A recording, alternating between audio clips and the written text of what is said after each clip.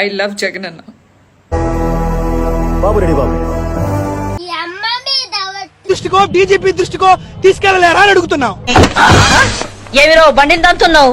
నిన్ను దంతా. ఈ tiger time వచ్చింది, నన్నెవ్వడు ఆపలేడు. Nobody can stop tiger. ఎందుకంటే మీకు ఎన్నికల్లో గెలవడానికి యాదవులు అవసరం, మీకు తెలుగుదేశం పార్టీకి ఓట్లేసుకోవడానికి యాదవులు అవసరం. మనిషి 5 అడుగులు పెరిగినా బుర్ర అంగుళం కూడా పెరగని వీడు మాకు అంటగట్టావు.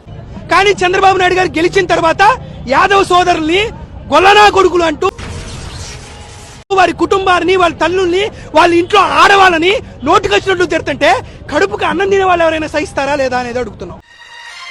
తగలబెట్టండి సార్ నిరంజన్ గారు. హలో. కాబట్టి ఈ రోజు యాదవ్ సంఘాల నాయకులు ఎటువంటి రాజకీయ పరమైనటువంటి పార్టీల యొక్క జోక్యం లేకుండా ఈ రోజు కలెక్టర్ గారిని కలుస్తున్నాం. ఖచ్చితంగా సిఐ శేషగిరిరావు గారికి మరొకసారి చెప్తున్నాం. సిఐ శేషగిరిరావు గారి దగ్గరికి ఈ రోజు వీరందరూ వెళ్లి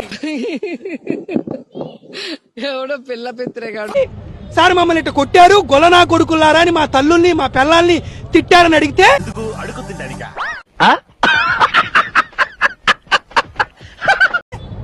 ఆ సిఐ శేషగిరిరావు అని అంటాడంట, ఏముందయ్యా గ్రామాల్లో మామూలుగా గొలనా కొడుకులు అని తిట్టడం, వీళ్ళని ఏ చెప్పుతో కొట్టాలి, దాంట్లో తప్పే ఉంది అని అంటాడంట శేషగిరిరావు. శేషగిరిరావు నీది చంద్రబాబు నాయుడిది దాడి చేసినటువంటి ఆ బాధితులది అందరిది ఒకటే కులం అయి ఉండొచ్చు.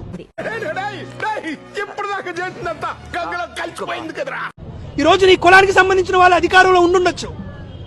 నీకు ఎట్లానో నీకు ఎలా అయితే సీట్లు మారుతాయో రేపొద్దు ఈ ప్రభుత్వాలు కూడా మారుతాయి. ఇప్పుడు చెప్తున్నారు, ముందే చెప్పాలి.